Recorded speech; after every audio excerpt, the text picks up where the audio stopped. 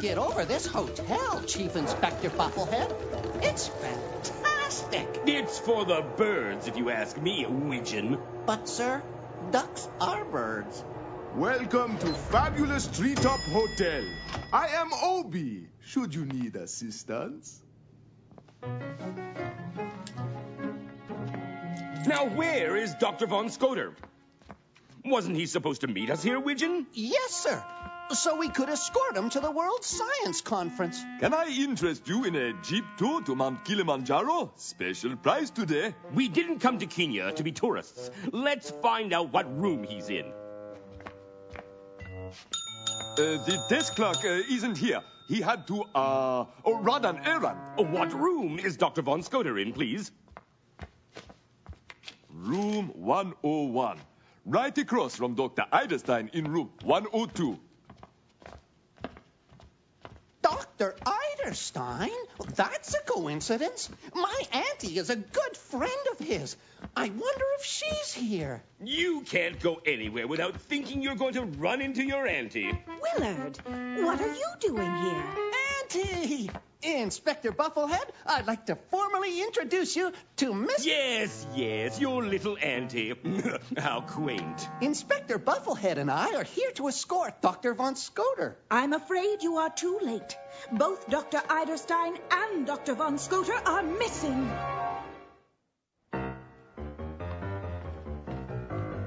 Dr. Von Scoter's lab in Switzerland was broken into, so we've been guarding him since the beginning of the science conference. Dr. Eiderstein invited me here today for a big announcement about his new discovery for the environment. I got hold of the desk clerk. He says both doctors checked out late last night, so I guess there's nothing to worry about. But these rooms have been ransacked. Widgeon has messed up the room we have to share even more than this, and there's nothing suspicious about that. What's this? I wasn't here, but they left a note. Thank you for a marvelous stay, and here is the money to cover our bills. Signed, Dr. Eiderstein and Dr. Von Scoter. That is Dr. Eiderstein's signature. I bet they're on their way back to Switzerland. This whole trip to Kenya has been a waste of time. Yes, sir. You did mention it a dozen or so times. It just doesn't add up, Willard. Both Dr. Eiderstein and Dr. Von Scoter were speaking at the big scientific conference this morning. But, Auntie, there's a signed note. It said they checked out. Dr. Eiderstein invited me here. He wouldn't leave before I arrived. We should check the convention center. You do have a point. I better go talk to Inspector Bufflehead. We can't get a flight out until tomorrow, Widgeon. Might as well get some breakfast or lunch or brunch. Sir, my auntie, I was just wondering, sir. What? Obi wasn't sleeping. Obi just resting eyes. Oh, it's all right. I just have a few questions. Did you see Dr. Von Scoter and Dr. Eiderstein leave last night? No. Obi only want to operate elevator. Elevator keeps monkeys out of hotel. Oh, the mess they made before we got it. Did anything strange happen last night? Yes, I was resting my eyes when I heard a stampede. But when I looked below, I didn't see any animals. Oh, you are most helpful. One last question. Does this look familiar to you? All right, Willard, if it'll make you happy, we'll check out the convention center.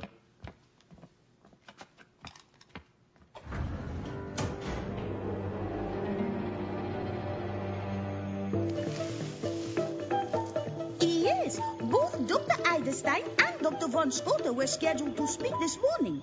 They were going to announce their latest discoveries, but the hotel desk clerk delivered a telegram from them this morning. Sorry we had to cancel our speeches. Have returned to Switzerland. Dr. Von Scoter and Dr. Eiderstein. Our work is done here. We're on vacation until tomorrow. Now, how about that breakfast? Good. I'm famished. Would you like to join us, Auntie? No, I couldn't possibly eat when two of the world's most important scientists have been duck-napped. Duck-napped? But, Auntie, the telegram. What more proof do you need? Willard, sometimes you have to scratch below the surface to get to the truth underneath. I found this blue shale rock in Dr. Eiderstein's room. Opie at the hotel confirmed it comes from Mount Kilimanjaro. It is perhaps our first clue to finding the two doctors. Well, I happen to know exactly where they are. Back in Switzerland. Sir, I think it's time I finally explained something. The truth is, my auntie is Your auntie is mistaken. That's what she is. She actually wants us to go to Mount Kilimanjaro? But now that I think about it, a trip to Mount Kilimanjaro is an excellent idea. You there! Now, be sure and find out all you can about the blue shale, Auntie. Now, confirm with the local police. We'll meet back at the hotel. Oh, that should keep them busy and out of my feathers. As if the two doctors had been duck-napped. Preposterous! Sometimes I get the feeling Chief Inspector Bucklehead doesn't have faith in me. But he sent you to track down this important lead, didn't he? You're right. He did at that. Wait! The blue shale is here. A perfect match for the rock I found in Dr. Eiderstein's room. Bob, can you take us this way? I want to follow those tire tracks up the mountain. No, we must go this way. If we go that way, they will come after us. They? Who's they? What is it? A stampede? Elephants? Antelope? Worse.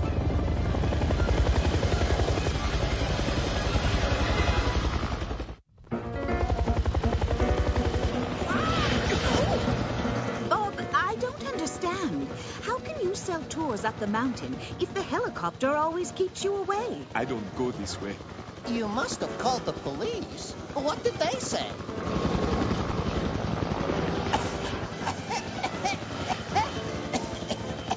Auntie? Bob? Where are you? I'm here, but it looks like our tour guide has abandoned us. Over here. Hurry, before they turn around.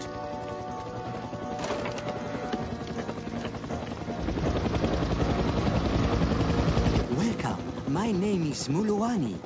Thank you for letting us hide out here. I'm Marjorie Mallard, and this is my nephew, Willard. The big black bird always chases anyone taking the road to the right. I wonder why. Perhaps the answer is in the masks. Many creatures wear them for different reasons. The possum puts on a sleeping mask to keep its enemies away. There's something familiar about that one. It's the shape of the eyes. I've seen them before. Some use masks to lure in the unsuspecting, like a decoy. Did you say decoy? Changing masks won't keep your identity a secret from me, Dr. Decoy. Look, Willard, I clipped this from the paper a few months ago. Dr. Decoy escapes from prison. Dr. Decoy! Dr. Decoy! The time has come. I, Dr. Decoy, the master of our secret city, Duckopolis, will destroy the coral of the Great Barrier Reef with my lasers. You remember Dr. Decoy, Willard. He tried to take over the world by threatening to destroy the world's coral reefs, starting with Australia's Great Barrier Reef. Fish and plant life in the oceans will die. Muliwani, how did you manage to come up with this face? I carve masks of the creatures who live near my home. The animals, the insects, and the ducks who pass by. The one who wears this mask passes by all the time. Sometimes in the big black bird, sometimes in a jeep. He always takes the road on the right. Muliwani, I'd like to buy this mask from you if I could. You can have it. I've grown to hate that mask frowning down at me. Willard, I'm willing to bet Dr. Decoy has kidnapped the two doctors. We must find out where the road on the right leads. If you're going to climb the mountain, you'll need boots. There's lots of rocks and thorns. Please, let me guide you. I know the way up the mountain so that the big black bird won't see you.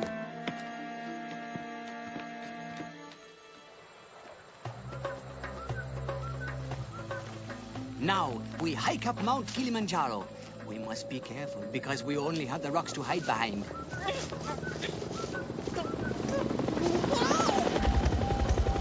Willard, no! Look out!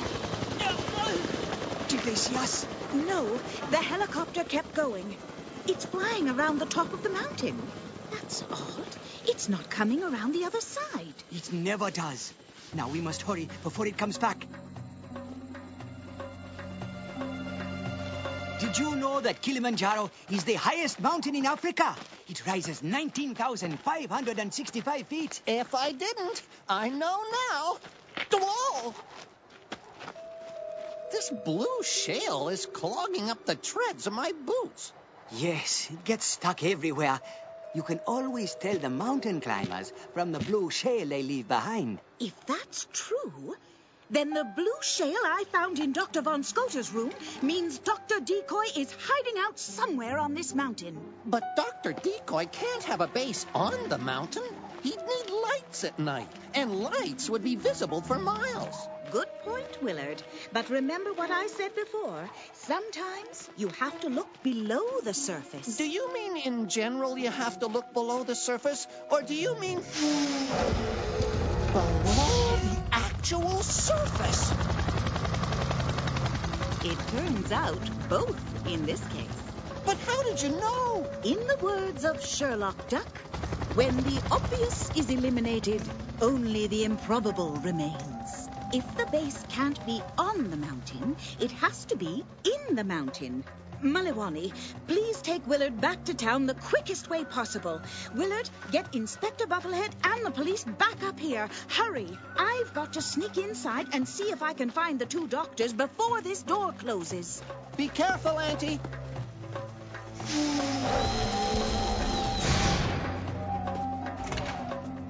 So this Miss Mallard that we're supposed to watch out for, I don't even know what she looks like. Nah, don't worry. I got eyes like an eagle. No one's getting past me. My. This place is made of old scraps. I guess world domination doesn't pay as well as it used to. Perhaps it's time I became one of Dr. Decoy's loyal followers. For the time being, anyway. Decoy! Decoy! Decoy! Decoy! Decoy! Decoy! Decoy! Loyal followers, allow me to introduce the great scientist, Dr. Eiderstein. He has kindly donated his new invention to our cause, Water New, which freezes water to ice that won't melt without the counter-agent. With Water New, water can be frozen into huge icebergs, towed to drought-stricken areas, and then melted. Now that I've stolen his invention, should I use it to stop drought? No! Of course not! Which is why I stole the plans to Dr. Von Scoter's new rocket. It will deliver Water New to its target, Victoria Falls. With the good doctors in my wings, the leaders of the world will not know what to do. They will have to bow to my wishes, or I'll freeze all the oceans, all the lakes, and all the rivers. I've got to find a way to stop Dr. Decoy, or the world's largest waterfall won't be falling anymore. Willard, we must keep running. It's still an hour to Nairobi. An hour? There's got to be a better way. I just can't run any faster. Something tells me we can run faster. A lot faster. We run now. Make it back to Nairobi in half the time, I bet. Wait, Maliwani, I'm interested in this idea of Auntie's. You know, scratching the surface to get to the truth underneath. If we don't get going in a hurry, this elephant is going to be scratching our surfaces. No, hear me out. Now, at first impression, this may look like an angry elephant protecting his territory. But the truth is, I think he needs our help. See? He's got a thorn stuck in his foot. Easy, fella. I'm not gonna hurt you. It would appear you have learned the meaning of your aunt's lesson very well. Whoa. Now that I think about it, I bet our pachyderm pal will come in handy. And now, loyal followers, it's the countdown to world domination!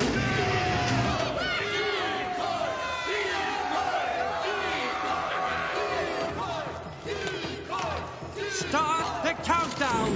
10, 9, 8... Are you crazy? This Dr. Decoy is an imposter! Stop the countdown! What?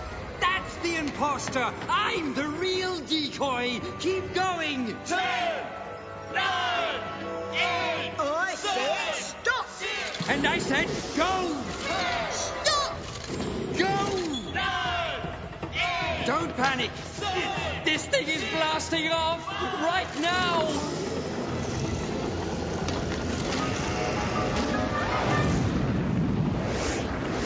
Okay, you can panic now! Typical. A little smoke in their eyes and... I know. And these ducks start quacking their heads off. Marjorie! Miss Mallard, I should have known.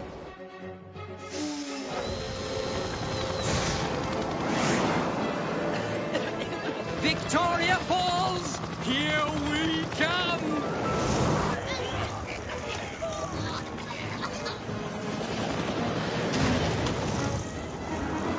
Rats! My plans are ruined!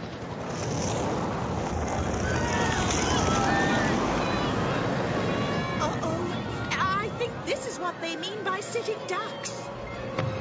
Butter!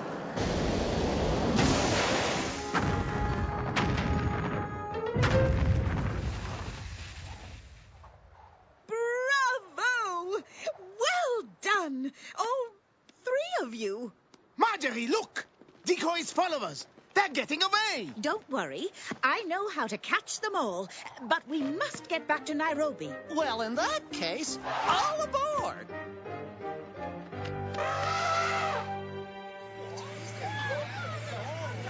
Come on, let's see the bottom of your boots. All right, go stand over there with the rest of them.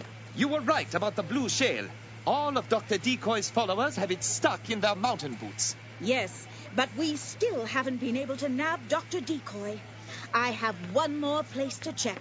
Come on. I've gathered you here to reveal the identity of Dr. Decoy. When I start a case, everyone is a suspect. What? The nerve! This is outrageous. At my age, nothing surprises me anymore.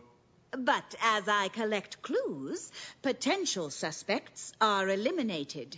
At first, I wondered about Bob, our tour guide. He refused to take us up the road that led to where I suspected Dr. Decoy had his hideout.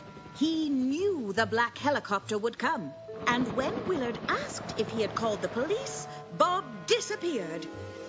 But Maliwani said he had seen Dr. Decoy flying the black helicopter. And since Bob can't be in 2 places at once, he can't be Dr. Decoy. Phew. Oh, by the way, Bob, you dropped your mask at the mountaintop hideout. Oh, thanks. It's also the mask worn by Dr. Decoy's hench duck. Huh? Chief, arrest this duck. That leaves Obi, the elevator operator, and the desk clerk. The desk clerk said the doctors left late at night and showed us a note signed by Dr. Eiderstein as proof. But Obi claimed the doctors didn't leave by the elevator, which is the only way down from the Treetop Hotel. So, who's fibbing? When I looked at the desk clerk's note, indeed it was Dr. Eiderstein's signature. That seems to point to Obi. But wait a minute. Obi, didn't you say you thought you heard a stampede that night? That's correct. But when I looked, there wasn't an animal in sight.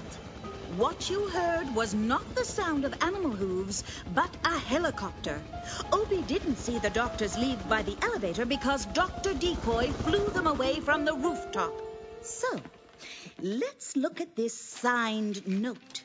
If you compare Dr. Eiderstein's signature on the note to his signature on the guest register, you'll see they're exactly the same, which means they have been traced, for no one can sign their own name exactly the same size twice. And since the desk clerk had access to the guest register, he's the only one who could have faked the note. And he delivered the telegram to the conference center. Officer, I give you Dr. Decoy. Stop! In the name of the law!